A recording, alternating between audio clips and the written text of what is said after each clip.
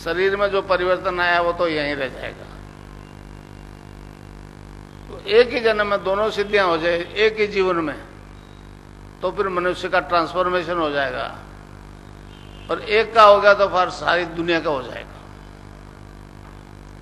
तो इस प्रकार मेरे को दोनों सिद्धियां होगी, इनोसेंट वे में होगी। मैं आज जो हूं वैसा बनना नहीं चाहता था, समझे। और दोनों सिद्धियां होने के कारण से मेरी तस्वीर से योग होने लग गया।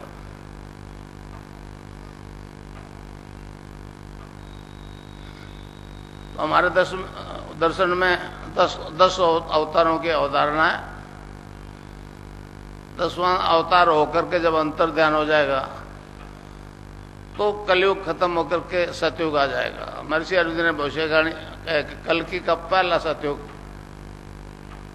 भगवान कृष्ण ने भी कहा है इस बारे में, अवतारवाद के बारे में। यदा यदा ही धर्मस्य ग्लानिर्भवति भारत अभ्युत्थानम धर्मस्य तदात्मानं सृजामि परित्राणाय साधूनां विनाशाच दुष्कृताम् धर्म संस्थापनार्थाय संभवामि युगे युगे। तो इस प्रकार वो कृष्ण के भविष्यवाणी के अनुसार परिवर्तन आ रहा है। कलयुग है, कलयुग का इफेक्ट तो सभी देशों में, जातियों पे, धर्मों में होता है। धर्म लगभग लोप हो गया। सब लोग कहते हैं पीछे देखो पीछे देखो। हम कहते हैं राम ने किया, कृष्ण ने किया, सतयुग में चले जाओ। ईसा ने किया, मूसा ने किया, मोहम्मद ने किया, महावीर ने किया, बुद्ध ने किया। वो तो किया, वो तो घटना हो चुकी है। आगे देखने के बाद केवल पातंजलि योग दर्शन बताता है।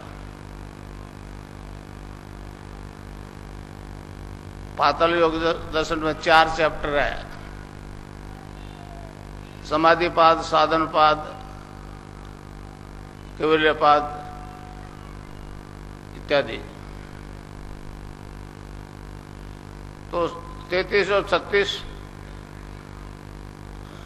सूत्र जो आते हैं उसमें ऋषि ने कहा है कि साधक ध्यान की स्थिति में अनलिमिटेड पास्ट फ्यूचर देख सुन सकता है। विभूतिपाद के 33 और 36 2 सूत्र, समझा। तो अब मैं उस पातंजलि योग दर्शन को मूर्त रूप दे रहा हूं मानवता में, समझा।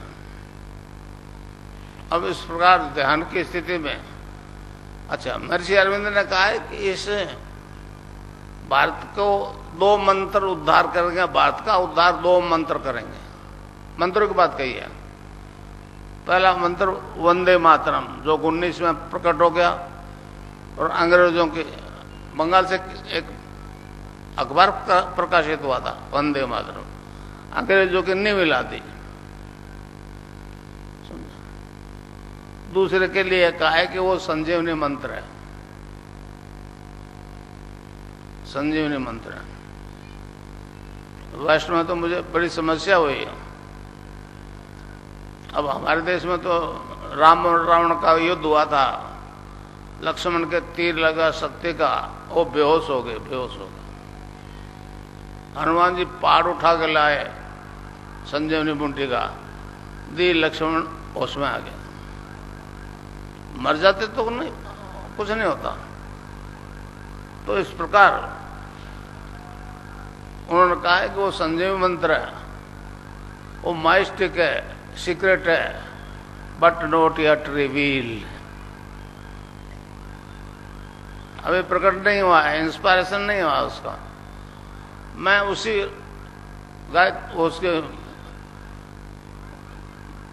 संजीवनी मंत्र की दीक्षा देता हूं, राधा और कृष्ण के नाम की दीक्षा देता हूं। और अब आप चाहे कोई रोग है आपको, हनुमान जी ने लक्ष्मण को बूटी दी तो उसमें आ गए, और मैं जो संजीवनी मंत्र की दीक्षा दूंगा राधा और कृष्ण के नाम की, तो आप में बैठे, चाहे कोई एड्स का पेशेंट है, चाहे viral load, blood cancer, hepatitis B, haemophilia, अब एक इस्नोफिलिया का केस आया था। हीमोफिलिया एक ऐसी बीमारी है जिसमें ब्लड जो है जमता नहीं, थक्का नहीं जमता, कोगुलेशन पावर खत्म हो जाती है। अगर एक नाड़ी कट गई तो बच्चा मर जाएगा। वो जन्मजात बीमारी है। हमारे बीकानेर में एक डॉक्टर है अब्दुल अजीज सुलेमानी, गवर्नमेंट डेंटिस्ट है वो। जब उनको ये मालूम हुआ तो उसने कहा कि ये तो बाई बर्थ बीमारी है, इसमें तो नोबेल प्राइज मिलना चाहिए, नोबेल प्राइज। मैंने कहा 17-18 मिले होंगे नोबेल प्राइज, एक HIV पॉजिटिव को नेगेटिव करके बता दे दुनिया। मैंने तो हजारों ठीक कर दिए, समझा। तो ये सिद्ध योग है। सिद्ध योग का मतलब है मैं आपको दूंगा कुछ नहीं। मतलब हमारे ऋग्वेद में मनुष्य की संरचना और 7 कोषों से है। पहले मैटर शुरू करता है, अन्नमय कोष, प्राणमय कोष, मनोमय कोष और विज्ञानमय कोष। आनंदमय कोष, सत्यमय कोष और चित्तमय कोष और सत्यमय कोष। तो ये चारों कोषों का विकास नहीं हुआ आज तक। हमारे देश में एक याज्ञवल्क्य ऋषि हुए हैं, उन्होंने आनंदमय कोष चेतन किया है महर्षि अरविंद के मुताबिक। चित्त और सत जो है अभी अनटच्ड है। तो हमारे योग के अनुसार